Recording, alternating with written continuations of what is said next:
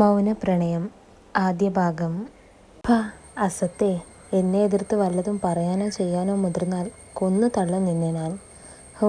നാട്ടിലെ വലിയ വേശ്യയുടെ മകൾക്ക് ഇപ്പോൾ ആ പണി ചെയ്യാൻ ബുദ്ധിമുട്ട് അല്ലേ? പിന്നെ വെറുതെ തിന്ന് കൊഴുക്കാൻ വേണ്ടി ആണോടി നിന്റെ തള്ള മരിച്ചതിൻ്റെ അന്ന് ഇവിടേക്ക് കൊണ്ടുവന്നത്? കേട്ടാൽ അറയ്ക്കുന്ന വാക്കുകൾ പറഞ്ഞ് ഉറഞ്ഞു തുള്ളുന്ന ആ സ്ത്രീയെ ഒരു മൂലയിൽ പേടിച്ചരണ്ടുകൊണ്ട് ദക്ഷ നോക്കി നിന്നു. ശോഭേച്ചി, എന്നെ ഇതിന് നിർബന്ധിക്കരുത്, എനിക്ക് വയ്യ, ഞാൻ അങ്ങനൊന്നും, ദയവ് ചെയ്ത് എന്നോട് ഇങ്ങനെയൊക്കെ പറയല്ലേ. കരഞ്ഞുകൊണ്ടവൾ അവർക്ക് നേരെ കൈകൂപ്പി. നീ ഇനി എന്ത് പറഞ്ഞിട്ടും ഒരു കാര്യവുമില്ല. പിന്നെ വേറൊരു പ്രധാനപ്പെട്ട കാര്യം എന്താണെന്ന് വെച്ചാൽ, നമ്മുടെ ഈ ലോഡ്ജ് മുതൽ കോടിക്കണക്കിന് സ്വത്തുള്ള ആളാണ് ഇപ്പോൾ ഒരു ആവശ്യവുമായി ഇങ്ങോട്ട് വന്നിരിക്കുന്നത്. അതുകൊണ്ട് സാറിനെ സന്തോഷിപ്പിക്കാൻ തക്ക സൗന്ദര്യമൊക്കെ നിനക്ക് മാത്രമേ ഉള്ളൂ. അതുകൊണ്ട് പൊന്നുമോൾ റെഡിയായി നിന്നോ, ഇല്ലെങ്കിൽ എന്നെ അറിയാലോ, പരസ്യമായി നിന്നെ ഞാൻ അപമാനിക്കും. അതും പറഞ്ഞവർ ദേഷ്യത്തിൽ ഇറങ്ങിപ്പോയപ്പോൾ പൊട്ടിക്കരഞ്ഞുകൊണ്ടവൾ നിലത്തേക്കിരുന്നു പോയി. ഒരു നിമിഷം സ്വന്തം ജീവിതം തന്നെ അവളുടെ കൺമുന്നിൽ തെളിഞ്ഞു. അച്ഛനില്ലാതെ വളർന്നവളായിരുന്നു.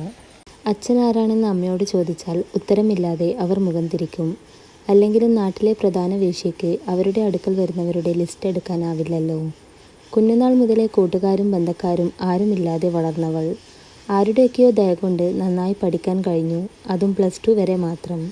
അത് കഴിഞ്ഞുള്ള പഠിത്തത്തിന് എന്തു തന്നെ ആയാലും കുറച്ച് പൈസ ചിലവാകും എന്നോർത്തത് കൊണ്ടാണോ എന്തോ പിന്നെ ആരും പഠിപ്പിക്കാം എന്ന് പറഞ്ഞ് മുന്നോട്ട് വന്നതുമില്ല.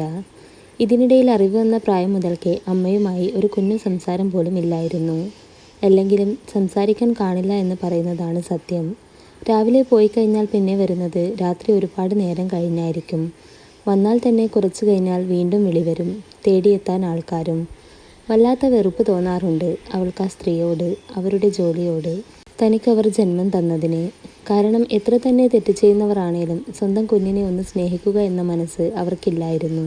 സ്വന്തം കാര്യം മാത്രം. ഇടയിൽ തുന്നൽക്കടയിലും മറ്റു കടയിലും നിന്നിട്ട് കിട്ടുന്ന പണം കൊണ്ടായിരുന്നു അവൾ തൻ്റെ ജീവിതം നയിച്ചത്. അങ്ങനെയിരിക്കെയാണ് പതിവില്ലാതെ ജോലി കഴിഞ്ഞ് വന്ന തനിക്കായി ബിരിയാണിയും മറ്റു പലഹാരവും ഡ്രസ്സുകളുമൊക്കെയായി അവർ കാത്തു നിൽക്കുന്നത് കണ്ടത്. ഒരുപാട് സന്തോഷം തോന്നി ആ പെണ്ണിന്. എത്ര തന്നെ വെറുപ്പ് കാണിച്ചാലും അമ്മ അല്ലാതെ ആവില്ലല്ലോ. പക്ഷേ ആ സന്തോഷത്തിന് ആയുസ് വളരെ കുറവായിരുന്നു. അമ്മയുടെ മുറിയിൽ നിന്നും ഇറങ്ങി വന്നയാൾ തൻ്റെ അരികിൽ വന്നിരുന്ന് തോളിൽ കൈവച്ചപ്പോഴായിരുന്നു ആ സ്നേഹത്തിന് പിറകിലെ ചതി മനസ്സിലായത്. പിന്നെ അവിടെ നടന്നത് ഓർക്കുമ്പോൾ ഇപ്പോഴും ഒരു നടുക്കമാണ്.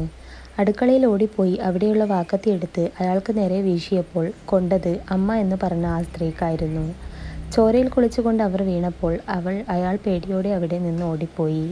തണുത്തുറഞ്ഞു കൊണ്ടവൾ അങ്ങനെ തന്നെ നിന്നുപോയി. അപ്പോഴാണ് അവിടെ അവരെ കാണാനായി വനജ, അമ്മയെ തിരഞ്ഞ് അവരെ പോലെ തന്നെ പണിക്ക് പോകുന്ന ഒരു സ്ത്രീ വന്നത്. ഒരു നിമിഷം നിലത്ത് ചോരയിൽ കുളിച്ചു കിടക്കുന്ന അമ്മയെയും അരികിൽ വിറച്ചു നിൽക്കുന്ന തന്നെയും കണ്ട് അവർ തരിച്ചു നിന്നുപോയി. പിന്നെ എന്തോ ഓർത്ത പോലെ തന്നെയും കൊണ്ട് അവിടെ നിന്ന് പോന്നപ്പോൾ അവരുടെ ചുണ്ടിലെ ക്രൂരമായ ചിരി താൻ കണ്ടില്ല. ആ അവസ്ഥയിലൊന്നും ശ്രദ്ധിക്കാൻ കഴിഞ്ഞില്ല എന്ന് വേണം പറയാൻ. അവർ തന്നെയായിരുന്നു അമ്മയുടെ മരണത്തിന് പിന്നിലുള്ള കേസൊക്കെ ഒത്തുതീർപ്പാക്കിയത്. അങ്ങനെ വേശ്യാവൃത്തിയെ വെറുത്ത ഞാൻ ഇവിടെ എത്തിപ്പെട്ടു. പക്ഷേ അപ്പോഴും ഇങ്ങനെ ഒരു സംഭവം തൻ്റെ ജീവിതത്തിലും ഉണ്ടാകും എന്നവൾ സ്വപ്നത്തിൽ പോലും വിചാരിച്ചിരുന്നില്ല. ഓർത്തുകൊണ്ടവൾ നിറഞ്ഞ കണ്ണുകൾ അമർത്തി തുടച്ചു, പല തീരുമാനങ്ങളും എടുത്തുകൊണ്ട്. കുറച്ചു സമയത്തിന് ശേഷം അവളെ ഒരുക്കാൻ വേണ്ടി അവിടെയുള്ള സ്ത്രീകളിൽ കുറച്ചു പേർ മുറിയിലേക്ക് കടന്നു വന്നപ്പോൾ അവൾ അവരെയൊക്കെ നോക്കി. പലരും ചെറുപ്പമാണ്, ഇനി അവരെ പോലെ താനും. വയ്യ, പക്ഷേ ഞാനിതിന് സമ്മതിച്ചില്ലെങ്കിൽ ഇവർക്കൊക്കെ കിടപ്പാടം നഷ്ടമാകും. പക്ഷേ താനോ? ചിന്തകൾ ഭ്രാന്ത് പിടിക്കാൻ തുടങ്ങിയപ്പോൾ അവൾ അവർക്ക് ജീവനില്ലാത്ത ഒരു ചിരി നൽകിക്കൊണ്ട് അവിടെയുള്ള കസേരയിൽ പോയിരുന്നു. കടും റോസ് നിറത്തിലുള്ള നെറ്റിൻ്റെ സാരി അവൾക്ക് ഭംഗിയായി ഉടുത്തു കൊടുക്കുമ്പോഴും ഇടുപ്പോളം വരുന്ന മുടിയിൽ മുല്ലപ്പൂ ചൂടുമ്പോഴും പലവിധ ചായങ്ങൾ കൊണ്ട് മുഖം സുന്ദരമാക്കുമ്പോഴും അവളിൽ നിർവികാരത മാത്രമായിരുന്നു. അങ്ങനെ സമയങ്ങളൊക്കെ കഴിഞ്ഞ് ശോഭയുടെ കൂടെ ഹാളിലെ ഏറ്റവും വലിയ മുറിയിലേക്ക് നടക്കുമ്പോൾ ദക്ഷയ്ക്ക് കൈയും കാലും വിറക്കും പോലെ തോന്നിയിരുന്നു. ഒടുക്കം മുറിവാതിൽ തുറന്ന് ബലമായി തന്നെ അവളെ അകത്തേക്ക് ആക്കിക്കൊണ്ടവർ വാതിൽ പുറത്തുനിന്ന് അടച്ചപ്പോൾ കണ്ണുകൾ രണ്ടും മുറുകെ അടച്ചുകൊണ്ടവൾ അങ്ങനെ തന്നെ നിന്നു, ഒന്നിനും വയ്യാതെ. കുറച്ചു നേരത്തിന് ശേഷം തോളിൽ ഒരു കരസ്പർശം അറിഞ്ഞപ്പോൾ തിരിഞ്ഞു പോലും നോക്കാതവൾ ആ കാൽക്കലേക്ക് വീണു. എന്നെ ഒന്നും ചെയ്യരുത്, എനിക്ക് വയ്യ ഒന്നിനും, ദയവ് ചെയ്ത് ഉപദ്രവിക്കരുത്. അത്രയും പറയുമ്പോഴേക്കും അവൾ പൊട്ടിക്കരയാൻ തുടങ്ങിയിരുന്നു. ആഹാ, ദക്ഷയ്ക്ക് ഇങ്ങനെയൊക്കെ കരഞ്ഞ് കാൽ പിടിക്കാൻ അറിയോ? പെട്ടെന്ന് അവളുടെ ചെവികളിലേക്ക് പരിചിതമായ ഒരു പരുക്കൻ സ്വരം വന്ന് പതിച്ചപ്പോൾ നിലത്തിരുന്ന അവൾ പിടഞ്ഞുകൊണ്ട് എഴുന്നേറ്റ് മുന്നിൽ നിൽക്കുന്ന ആളെ നോക്കി. ദേവേട്ടൻ. അവളുടെ ചുണ്ടുകൾ വിറയലോടെ മന്ത്രിക്കുന്നത് പുച്ഛം നിറഞ്ഞ ചിരിയോടെ അവൻ നോക്കി നിന്നു. ആഹാ, എൻ്റെ പേരൊക്കെ ഓർമ്മയുണ്ടല്ലോ, സന്തോഷം തന്നെ. അല്ല, അന്നൊരു ഡയലോഗ് പറഞ്ഞിരുന്നല്ലോ നീ, എന്താ അത്? ആ, കിട്ടി. വേശ്യയുടെ മകളായിപ്പോയി എന്ന് വെച്ച് ഞാനും ആ പ്രവൃത്തി ചെയ്യുമെന്ന് കണക്കാക്കരുത് എന്ന്, അല്ലേ? അപ്പോൾ പിന്നെ ഇപ്പോൾ നീ ചെയ്യുന്നതെന്താ?